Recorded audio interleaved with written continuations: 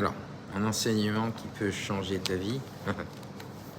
C'était mon slogan tout le temps.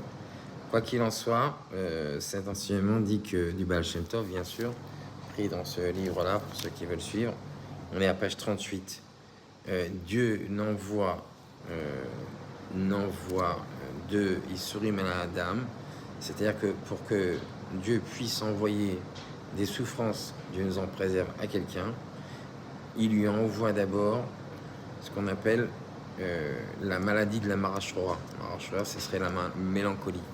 C'est-à-dire que pour que Dieu puisse envoyer à quelqu'un, Dieu nous en préserve une souffrance quelconque, il faut d'abord que cette personne-là soit triste. Ça sous-entend que quand quelqu'un il est dans la joie, il est inatteignable par rien. Donc, un enseignement qui est de grande valeur, savoir que, pour ceux qui viennent à mes cours, c'est unique, c'est lorsqu'on est dans la joie, nous ici, on réveille la joie du roi. Et quand on réveille la joie du roi, le roi il est joyeux avec nous et il nous rend la joie que nous on lui a transmise par notre joie à nous. Donc c'est une sorte de reflet, une sorte de miroir.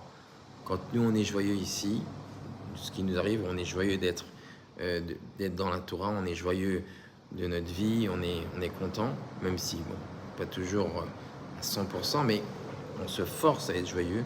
Là on réveille la joie du ciel. Et quand on réveille la joie du ciel, le roi il est joyeux. Et quand le roi il est joyeux, il n'y a plus de haut, il n'y a plus de bas, il n'y a plus de droite, il n'y a plus de gauche.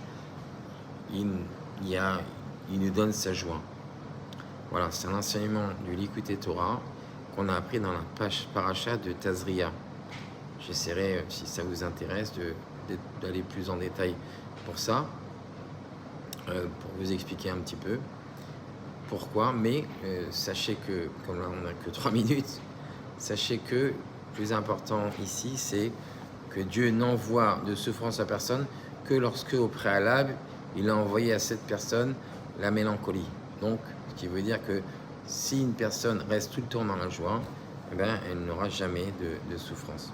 Donc voilà, à méditer et vraiment à mettre en pratique. C'est pas toujours facile. Je vous dis à très bientôt pour un prochain enseignement du Baal Shem Tov qui peut changer ta vie et à mettre en pratique. À très bientôt.